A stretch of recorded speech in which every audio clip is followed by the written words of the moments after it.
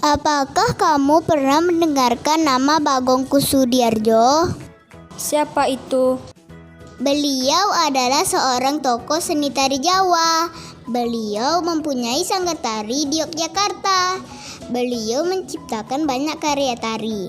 Beliau juga memimpin pertunjukan tari.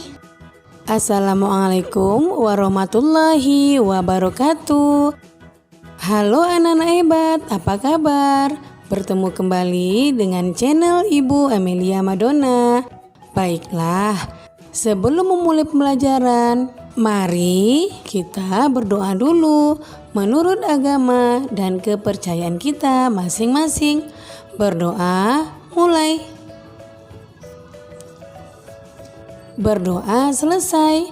Anak-anak ibu, untuk menjaga kesehatan, kamu jangan lupa menerapkan 4M. Yang pertama, memakai masker. Yang kedua, mencuci tangan dengan benar. Yang ketiga, menjaga jarak.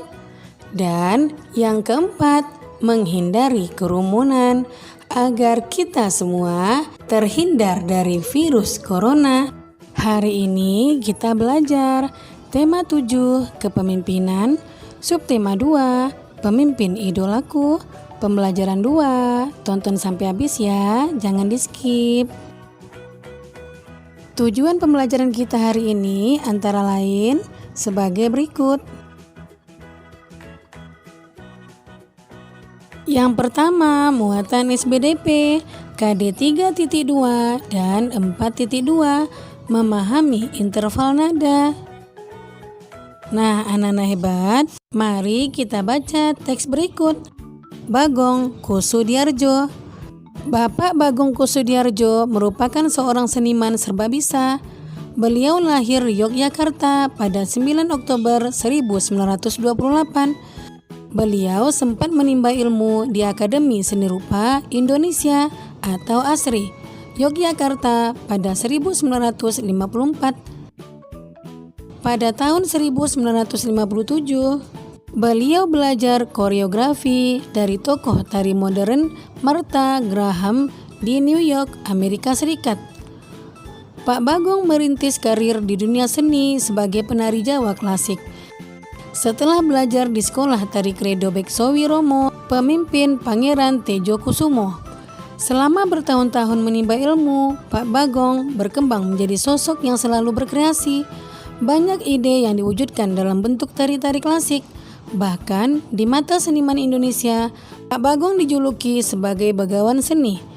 Maklum, selain menekuni dunia tari, puisi, seni lukis, dan seni patung, Pak Bagong juga aktif merintis seni batik kontemporer. Pada tanggal 5 Maret 1958, Pak Bagong mendirikan pusat pelatihan tari Bagong Kussudiardjo. Tepat 20 tahun kemudian, ia membangun padepokan seni yang ruang lingkupnya lebih luas mencakup tari, ketoprak, karawitan, dan sinden. Sejumlah karyanya juga pernah dipentaskan di beberapa negara. Atas kesetiaan terhadap dunia seni, Pak Bagong mendapat anugerah karya cipta putra bangsa dan penghargaan dari Sri Paus Paulus VI. Namun, pada tanggal 15 Juni 2004, Pak Bagong Kussudiardjo meninggal dunia. Jenazah koreografer kondang berusia 76 tahun ini disemayamkan di Padepokan Tari Bagong Kussudiardjo dan dikebumikan di Dusun Sambungan, Gunung Sempu, Kasihan, Kabupaten Bantul. Ayo menulis. Kamu telah membaca teks berjudul Bagong Kussudiardjo. Sekarang kerjakan tugas berikut. Kemudian setelah selesai mengerjakan, cocokkanlah jawabanmu dengan jawaban berikut ini. Pertanyaan pertama, tuliskan informasi-informasi penting mengenai Pak Bagong Kussudiardjo dari teks bacaan Bagong Kussudiardjo. Gunakan kosakata baku. Nah, jawabannya adalah yang pertama, Pak Bagong Kussudiardjo merupakan seorang seniman. Yang kedua, Pak Bagong lahir di Yogyakarta pada 9 Oktober 1928. Yang ketiga, Pak Bagong menimba ilmu di Akademi Seni Rupa Indonesia atau ASRI, Yogyakarta pada tahun 1954. Yang keempat, Pak Bagong belajar koreografi dari tokoh tari modern Martha Graham di New York, Amerika Serikat. Yang kelima, Pak Bagong aktif merintis seni batik kontemporer. Yang keenam, Pak Bagong mendirikan pusat pelatihan tari Bagong Kussudiardja pada tanggal 5 Maret 1958. Yang ketujuh, Pak Bagong mendapat anugerah karya Cipta Putra Bangsa dan penghargaan dari Sri Paus Paulus ke-6. Dan yang terakhir, Pak Bagong Kussudiardja meninggal dunia pada hari Selasa 15 Juni tahun 2004. Pertanyaan kedua, carilah informasi mengenai judul-judul karya tari ciptaan Pak Bagong Kussudiardja. Antara lain, batik, keris, reog, layang-layang, kebangkitan dan kelahiran Isa Al-Masih, bedaya gendeng, yapong, Wira Pertiwi, Satria Tangguh, Tani, dan Bayangkari.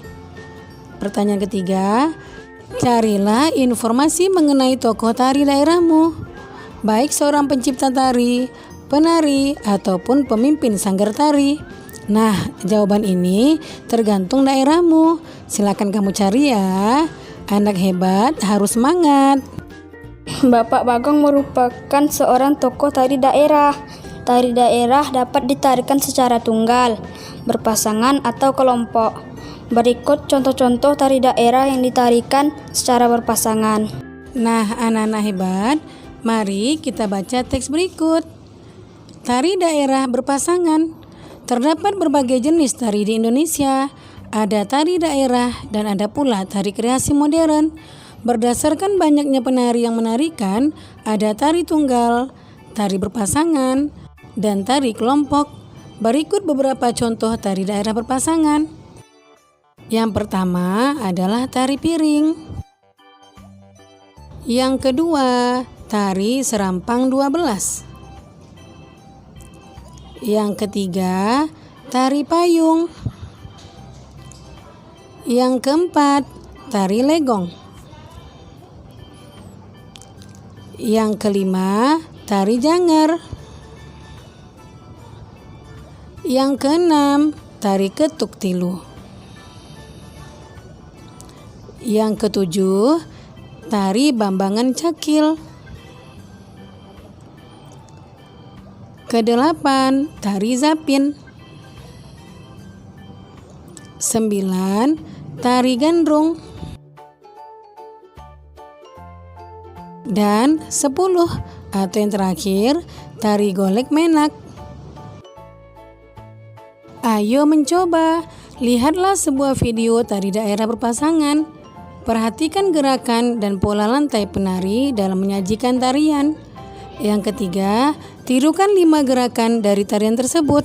Berlatihlah melakukan gerakan-gerakan tari tersebut hingga mahir. Gerak tari berpasangan dapat dilakukan antara laki-laki dan perempuan, perempuan dan perempuan, atau laki-laki dan laki-laki. Namun, dalam pelaksanaannya tidak selalu hanya 2 orang penari yang menarikan. Dalam pementasannya, tarian dapat ditarikan oleh beberapa pasangan penari sekaligus.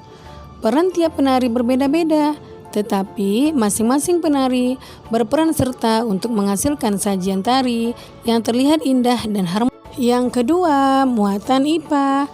KD 3.2 dan 4.2 menghubungkan ciri pubertas pada laki-laki dan perempuan dengan kesehatan reproduksi.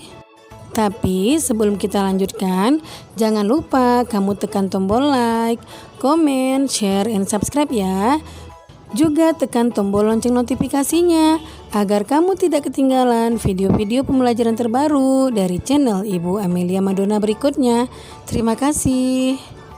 Tarian yang panjang dan gerak tari yang bersemangat dapat menyebabkan penari berkeringat banyak. Iya, betul. Oleh karena itu, para penari sangat memperhatikan kebersihan badannya. Kita juga harus menjaga kebersihan badan. Remaja yang sedang dalam masa pubertas biasanya banyak beraktivitas.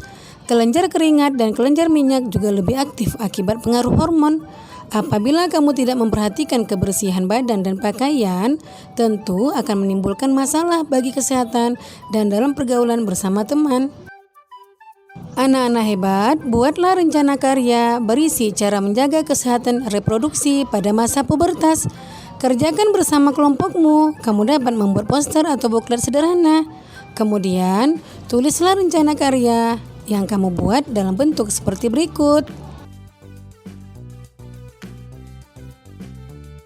Nah, contoh bentuk rencana karya adalah sebagai berikut. Rencana karya, jenis karya, poster, bahan dan alat, kertas karton, pensil, krayon, gunting, lem, penggaris, dan gambar. Isi dalam karya cara menjaga kesehatan reproduksi pada masa pubertas, yaitu biasakan mengenakan pakaian dalam dari katun. Bilaslah setiap kali habis buang air kecil. Bagi remaja putri yang sedang menstruasi, gunakan pembalut yang lembut. Nah, itulah contoh rencana karya yang akan kamu buat. Bagaimana anak-anak hebat? Apakah kamu sudah mengerti? Nah, demikian video pembelajaran Ibu kali ini. Semoga bermanfaat ya. Jangan lupa kamu jaga kesehatan, ikuti protokol kesehatan, tetap di rumah, dan semoga wabah COVID-19 cepat berakhir dan anak-anak Ibu bisa datang ke sekolah lagi, bertemu teman-teman dan guru yang dicintai. Sekian, Assalamualaikum warahmatullahi wabarakatuh. I'm an icon, man. I'm a girl about a 10. I should fuck her in a